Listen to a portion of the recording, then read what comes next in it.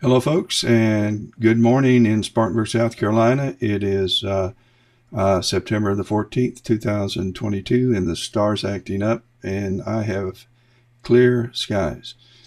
And when I have clear skies, I'm imaging the sun. It doesn't matter if there's anything going on or not. I'm booting up and I'm looking up. Same thing, I'll be imaging tonight, and I have to finish off Cedar Blad 214, and I plan to run the Celestron Edge and goof off going from Jupiter to Saturn and the moon. And you can join me if you want, because I'll be live again. I'm not sure what time, because I have cross country to photograph at 4 and a boys volleyball game to see, that's at 7. So I'll get about an hour in of that and head home 8:30. I'll be probably inside cranking up the telescopes around probably around 9. So 9:30 to 10 o'clock, I'll go live again and show you what's going on in my neck of the woods. So let's head outside and see the sun.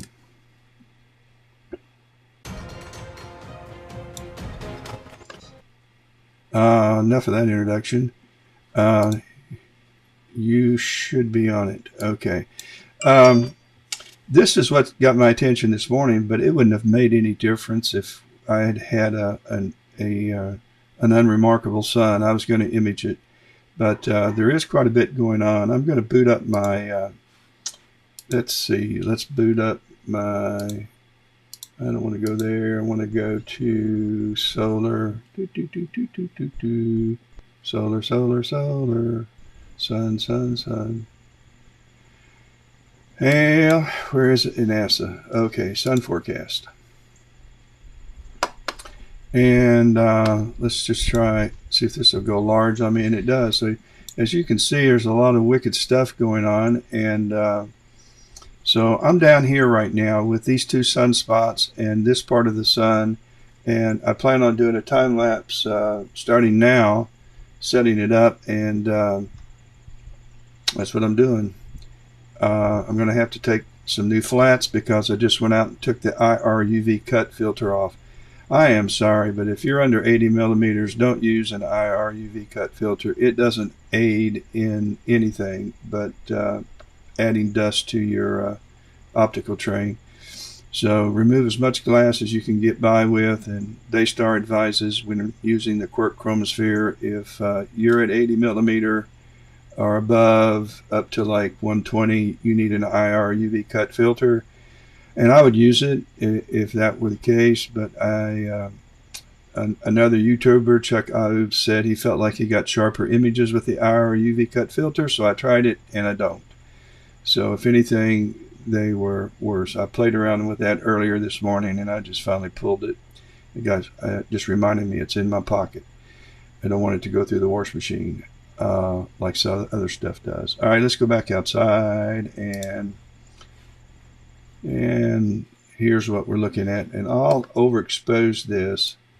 And in fact, we can take a trip around the sun before I get started, but I'm going to run the gain up some, about there, and I'll run the exposure up some, get a good look at what's going on up here. So and what I like about this, sometimes when you're time lapsing over, say, a 2-hour or a 3-hour period, you don't you have a problem, but it's not all that active.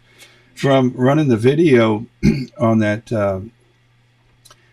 sun image I just showed you online, it was pretty active. So I'm hoping that I see some swirling going on, as it looks like this flare went up, and I have no idea, I'm guessing, and now gravity is pulling it back towards the sun. That's usually the case. Like this one's going up and it's starting to loop back. They all seem to take that course. But it may be two flares, one here, and this one's beginning to loop, and this one's beginning to loop in the other direction. I don't know, but they all seem to be looping in the same direction. So I think this is one making the complete trip. And there's a lot of science on those things, and an awful lot of energy. So let's dial this down to about 110 today, and that'll put me, drop this a little bit, at 75 frames per second. It's kind of slow today. That's fine. I'm only going to do 500 frames, and let's go ahead and take a trip around the sun. Let me, we'll come back here. Let me speed up the trip by going 8 times sidereal, and let's see. We want to go. I don't know which way we want to go. Just gonna start hitting buttons. See the dust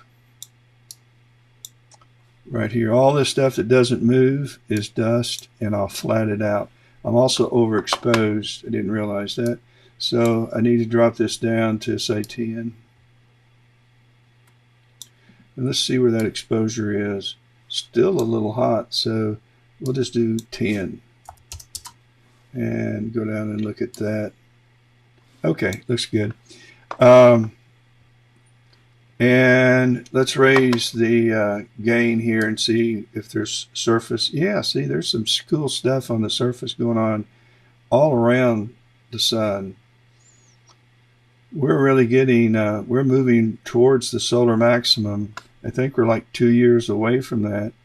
But that's pretty, it's been pretty active. It's just I've had so many clouds. We haven't had any clear skies for, we've had 5 clear sky days and or nights since June the 6th. 5. And some more proms further on down. And a lot of sunspots. I mean, not sunspots, dust spots. Again, we're too hot. Let's bring this up some. And continue to go down. When I took the, I'm all confused now. When I took the IR UV cut filter on and put the camera back on, I took a blower out, a squeeze blower, and I was blowing off stuff and the Quark and so forth. I don't think I helped a bit, but I put it all back on, and now my camera's orientation's different than what it was earlier, so I'm having to learn which way the sun moves when I move these deals. By the time I figure it out, I'm moving stuff again. Okay, let's see what's going on the sun now. Not so much here. Boy, if there was, I probably would be back here too, because further on down is we got another wicked sunspot, and that was showing a lot of activity, a lot of brightness, luminosity changes, and some swirling. Because I really kind of was hoping that there would be a bunch going on down here on the rim, but that wasn't the case. So it ain't the case, it ain't the case. And now we need to start moving in the other. No, I was right the first time. Takes it a while to get started. Now I think we've got some stuff going on down here. Yep. But nothing's quite as active on the rim as where we were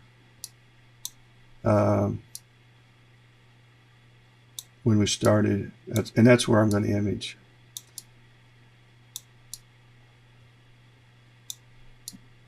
Work my way back up there.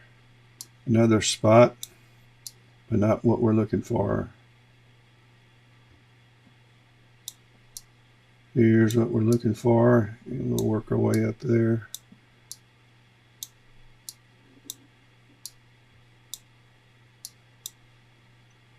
Put on the brakes. Oh, way too far. So we want to go east, I think. And let's change this to 4 times sidereal. And let's nudge it south just a little bit. I think that'll put me right on that bottom spot, and I'll use that as my reference. Nope. Well, we're just getting started, so we'll go back north a little bit.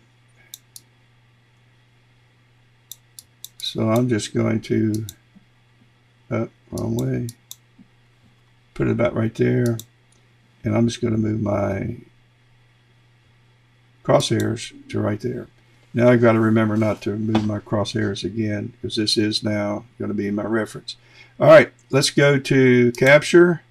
Wait a minute, I must have already hit it. Let's go to capture, start capture, and we're going to call this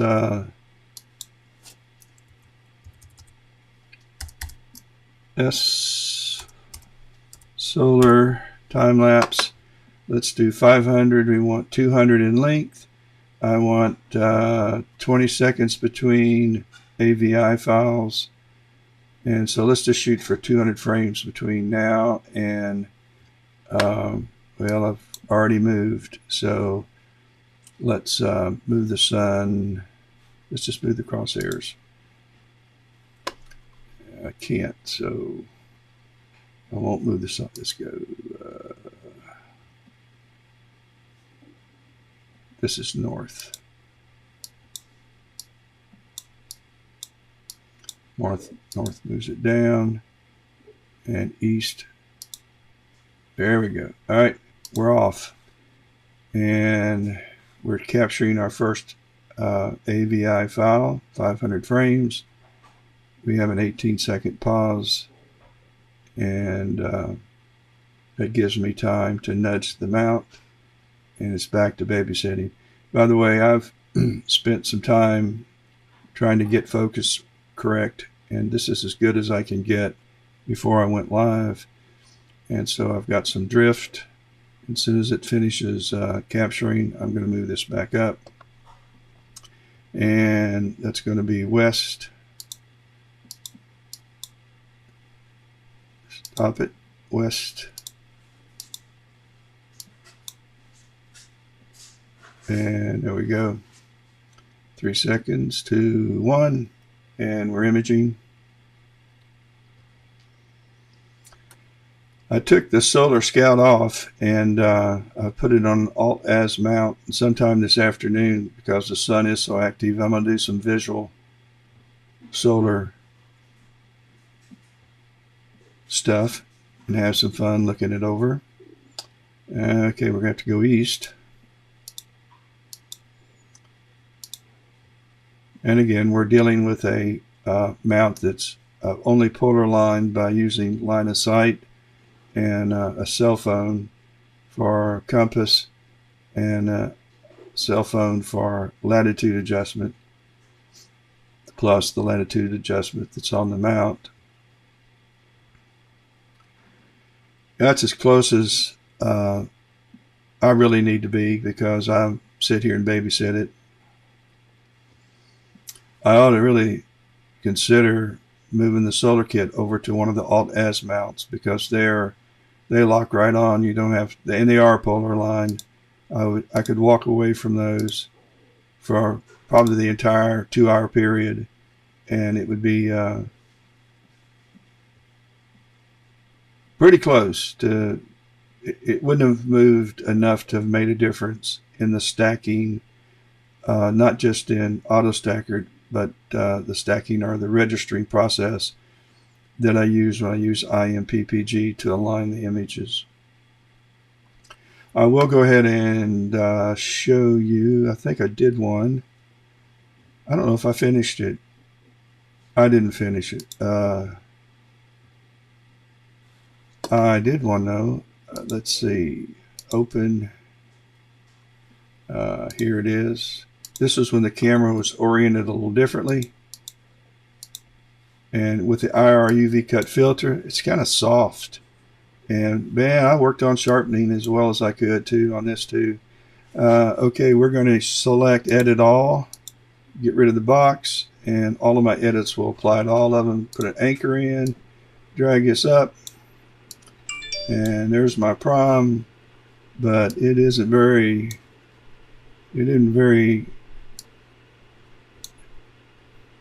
run my convolution up, I'm going to have to do some unsharp mask and just to see any detail. So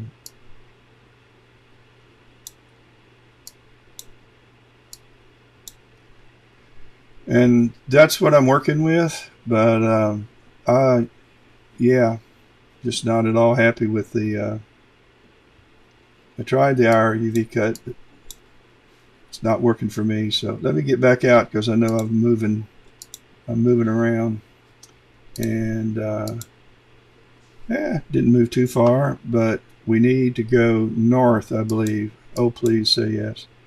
All right, we got a 18 second. Yeah, north, and now we have to go east. Bingo. So we've done 10 frames.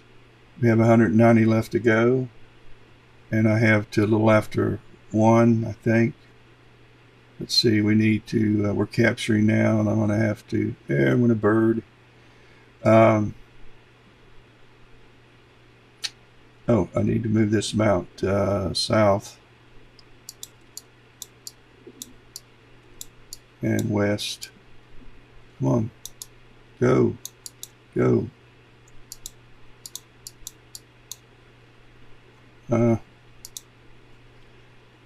Close enough.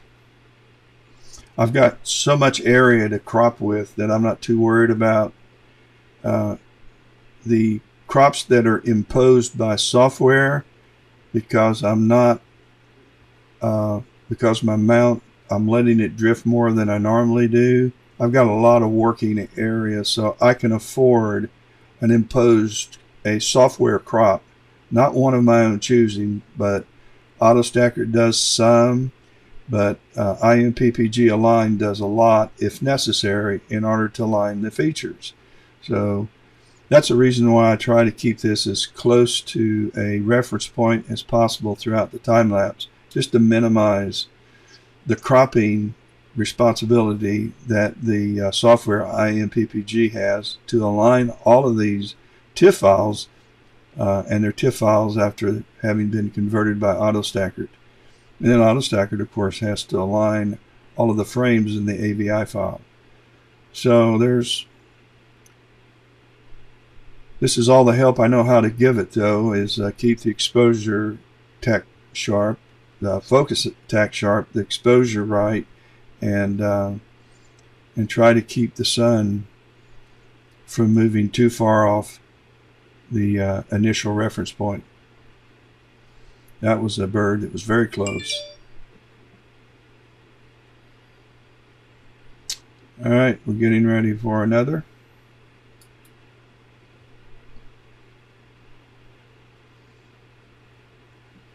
And we're going to have to move south now. I think I got it figured out. Yeah.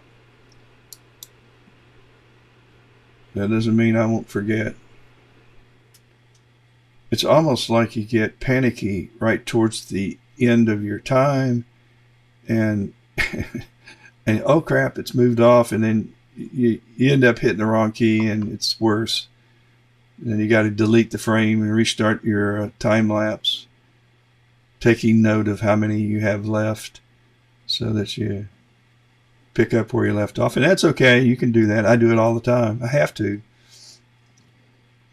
And while you're doing this, make absolutely sure you don't click on this screen with your mouse. If you do, wherever you click, these crosshairs are going to go with you.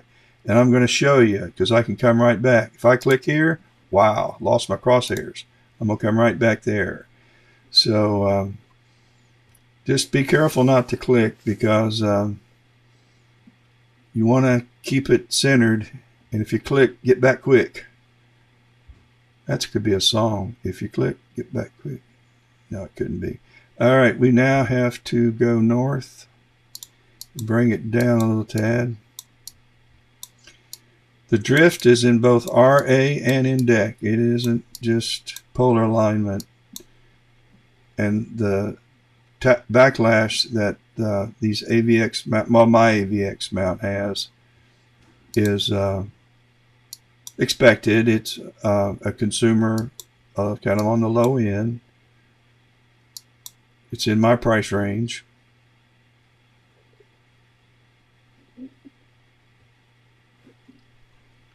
But it isn't as precision as the Atlas Pro mounts, and they're not as precision as the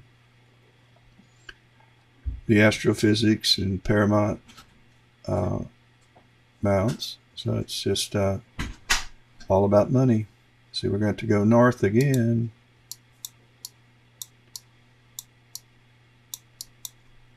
And we're back. And probably went too far, so I'll nudge south. We got 2 seconds. I stop. We're close enough. Let me get it back there now. And we're going to go west. And there we go. If you're just joining, we are on the sun and having a good time.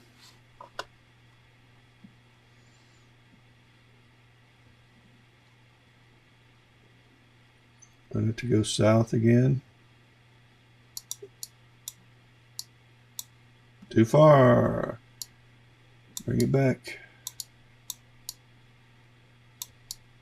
And west.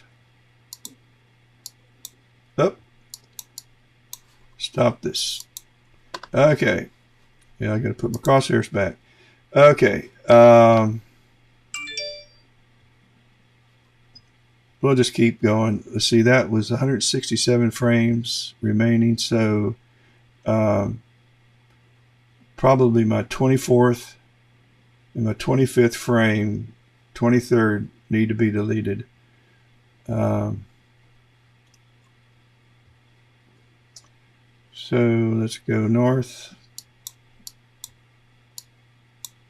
That was one of those kinds where you panic, and I did, and nudged it in the wrong direction.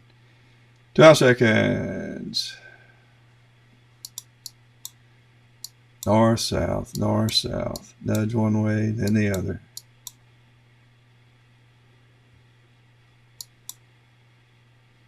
I'm hoping it's going to stay there a minute. And if you just joined us, this is what we're imaging right here, these 2 sunspots, and we're also getting this nice surface rim activity, some solar flares. So that's what we're chasing, and hopefully it'll work. Back going south. It finishes. All right, now we can nudge it. I catch myself nudging it while I'm imaging. I don't know that I've noticed that it's created too big of a problem, but when you go through and blink your frames, that might be why some of them have to be removed. So I probably shouldn't have said that. That may be the reason. Seeing conditions are pretty good. The sun's pretty stable. I mean, it's not bouncing all over the place, and the focus isn't going in and out as much as it has. So it's the way I measure it. Now we're going to need to go east a tad, and that's it. And probably,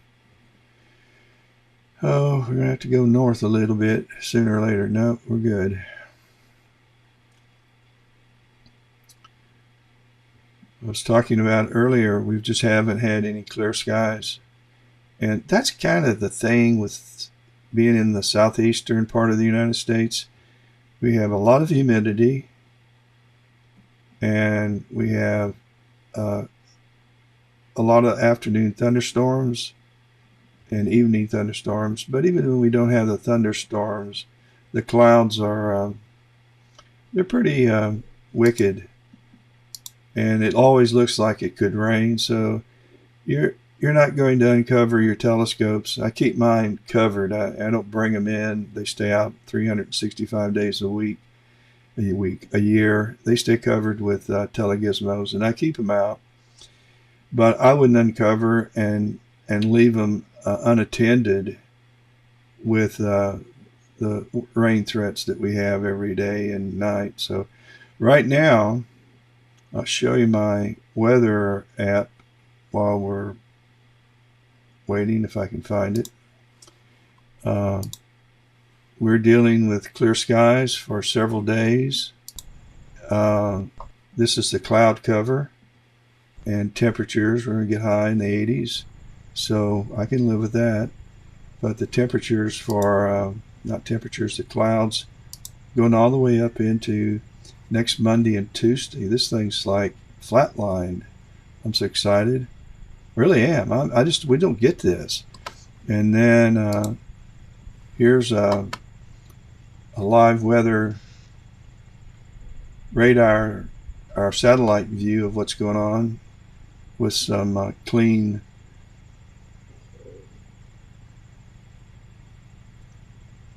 filters on it to show that we have South Carolina in the upper state. We're about right there. There were some clouds earlier, and there's some trying to form, and it's just partly due to there always is moisture in the air, and they can just pop up over in without any real warning. In the next few minutes, we could start building clouds, and they'll go away. But I think they pretty much have figured that there's no front coming down right now to give this one down here a run for its money. No cold air, hot air type thing, which we constantly get. Warm air from the Caribbean. I'm a weatherman, and I'm not, but pretending. But cool air from you guys in the north, and then the warm air from the Caribbean comes in, and then it just kind of seems to get mucked up right over my house. I better get back outside, or I'll be not too bad. We've got to go west, and when this finishes imaging, not much.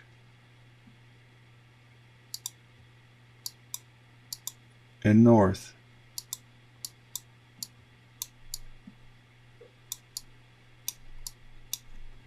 Okay. So weather's looking pretty decent.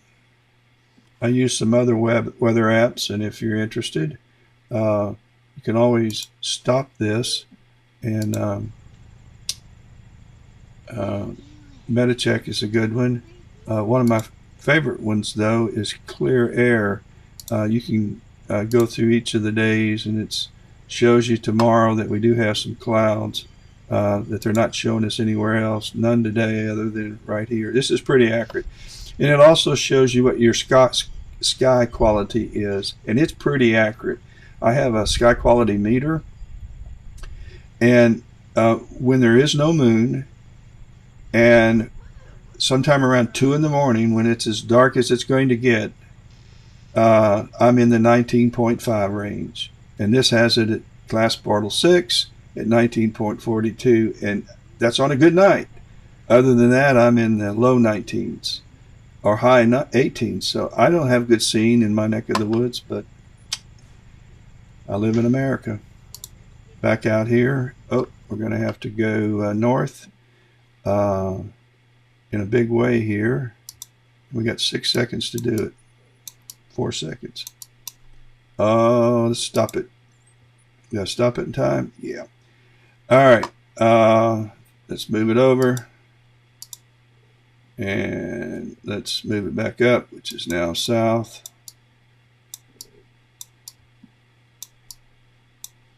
And I didn't look and see how many were left.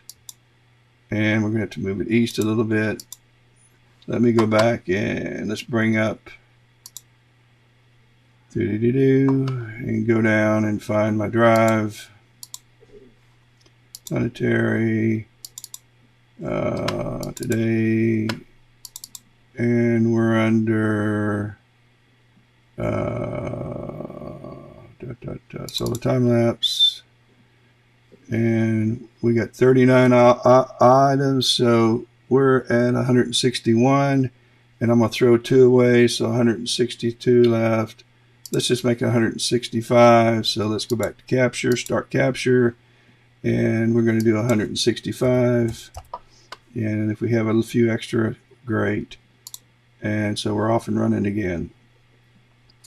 those delays between time lapses, that probably took me a minute and a half or 2 minutes. That's absolutely okay.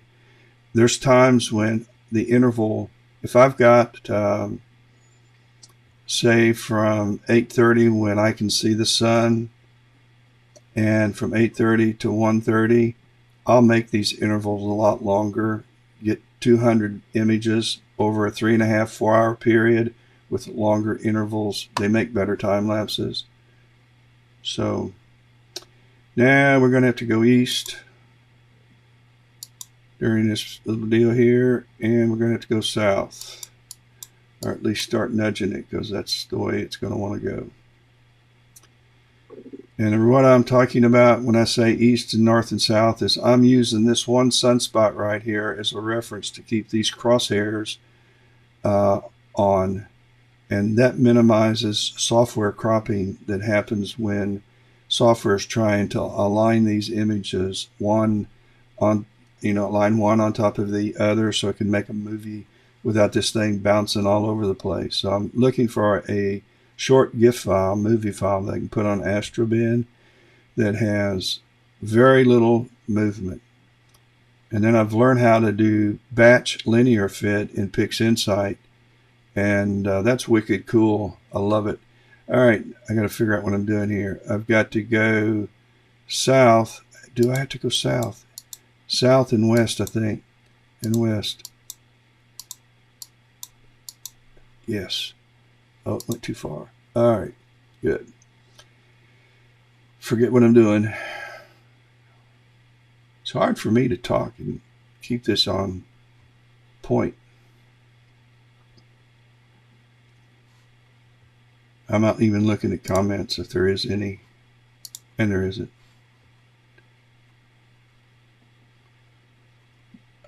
I've been told the sound on my videos is awful, and it's because I don't know how to use this mic. It isn't my equipment. I got good equipment. I just don't know how to use it. Okay. We're drifting again. We're starting to.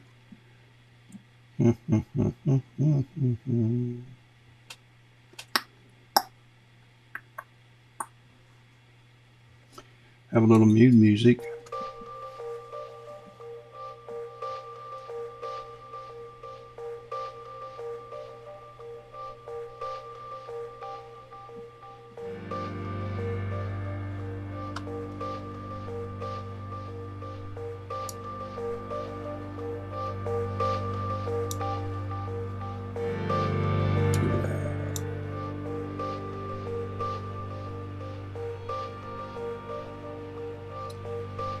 Well, we drifted up to the other one, so let's move it down, which is north.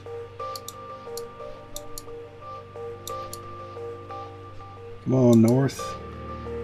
I'm running out of time. And east. Bingo.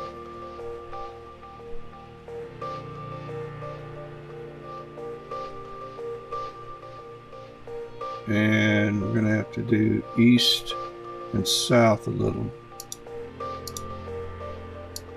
Oh, south.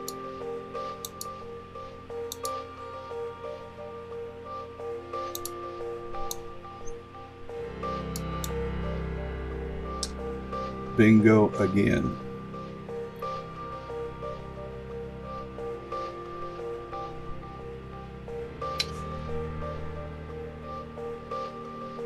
A new subscriber last night was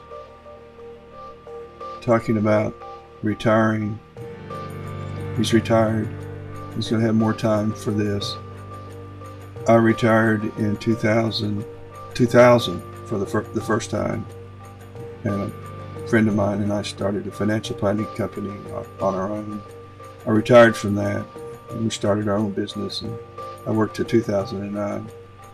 Or we did. Got cancer, lung cancer. I was told I had a year to live. And I'm not a smoker. The only time I smoked when I was in college and played sports.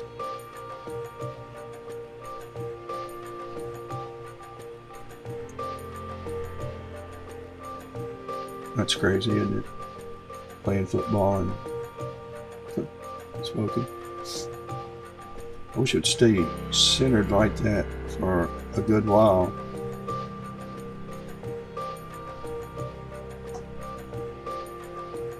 It won't. So, in fact, we're going to need to move south, I believe. Yep. I'm getting it. Got to have time to think. I'm not talking, I can't think. If I have time to think, I've got the direction virtual hand controller kind of now. Repetitive memory. Some more south. And I believe this is west. Yep.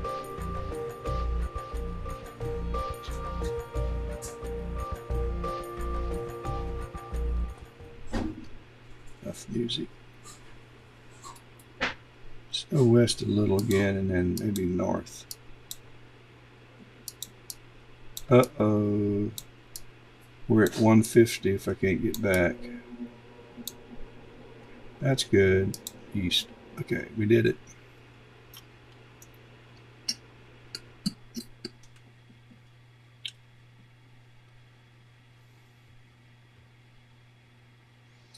You are seeing the star, our star being imaged live. We have taken 151. Oh no, we're not. We've taken 51 AVI files that are 500 frames long, and we're going to keep about 15% of those to make our TIFF file. AutoStacker's going to do that heavy lifting, and then we're going into IMPPG,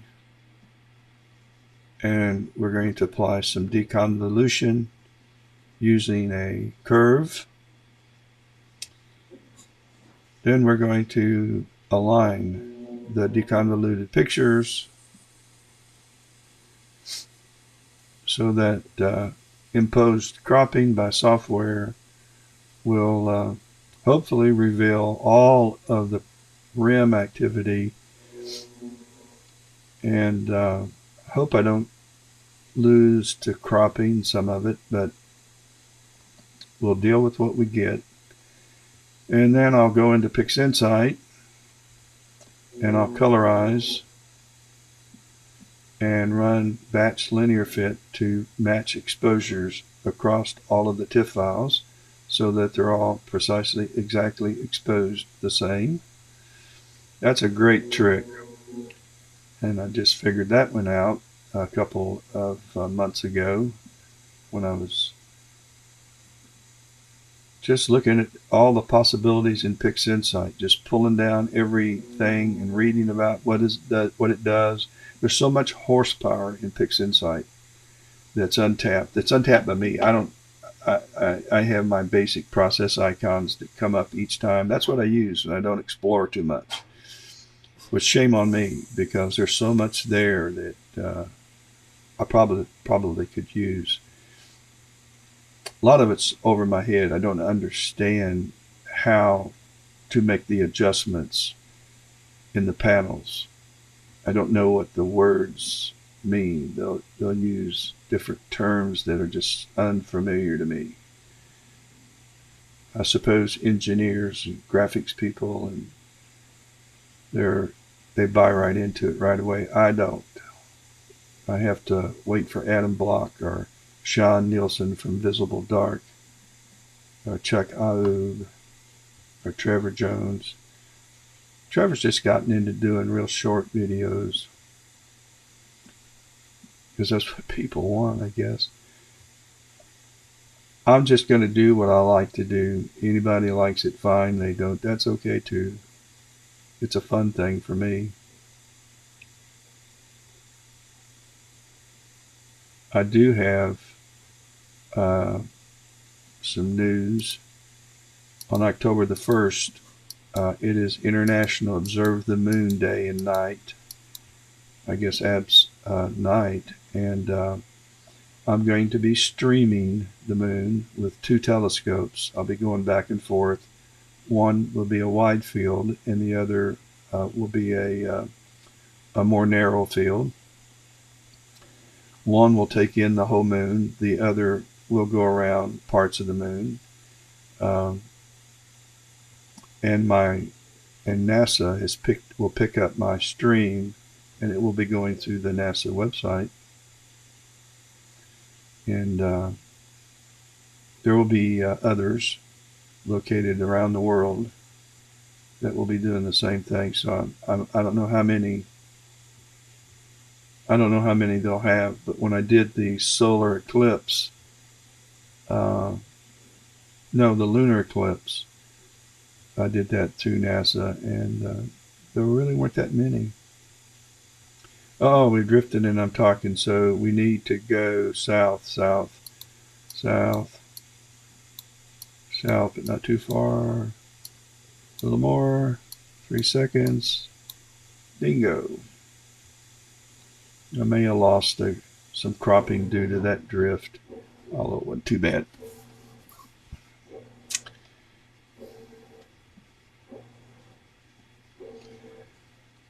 Well, I am in the middle of a time lapse, and I'm going to go down to 130 frames remaining.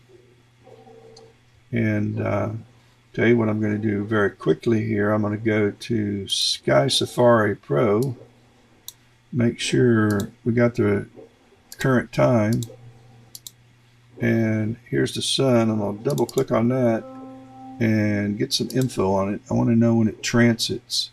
All right, it's going to transit at 1:23, so it's 11:25 now, so I have 2 hours. Oh, I'll have plenty of time to get the rest of the 165, 500, yeah. And I probably won't image after the transit. I won't be able to use them as, I can do another time lapse, but I better start paying attention and move this back to north. Yeah, I ran out of time. But I think I'm going to put the Solar Scout on an Alzat mount out and do some visual. Since it's so active, I want to. There's nothing quite like looking at the sun visually through an H-alpha filter. I mean, it's experience. This doesn't do it justice. Imaging, seeing it on the screen, it doesn't do it justice at all. It's just, it's in your face when you look at it visually. It's science, and I don't understand all that's going on. I've watched numerous television shows on the universe. In fact, I just turned one off that's on demand, and that's my idea of good television. Let's go east.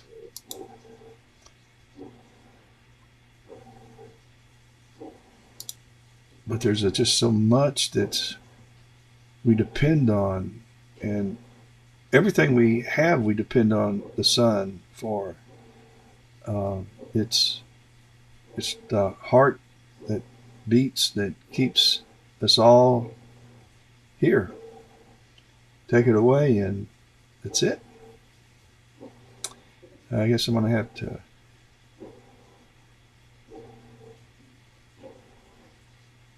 caution everybody about the need to get some solar insurance, because in 4 billion years we won't have a sun.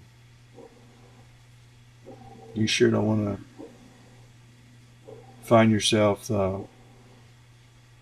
without insurance when that day comes. Not sure what you'll do with the money. Freeze to death. Buy some clothes. Okay, we better start paying attention to this again. We're going to need to go north quickly Too much. Now south. We overshot the mark. I may not get back in time. I got too much backlash to get out of this thing. Yeah, we did. And we need to go east just a tad. Bingo. That was fortuitous. I don't move that quick usually. And the mount doesn't move that responsive usually. Okay, we're down to 100. We've taken 70 and we have 129 remaining. So I'm going to turn this, I'm going to go unlive and catch you guys later tonight.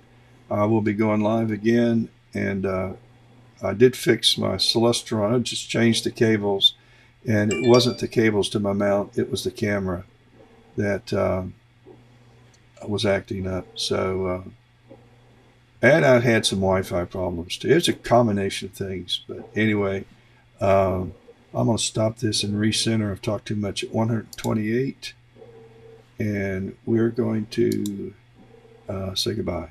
Hope you all have a great rest of the day, and maybe see you tonight.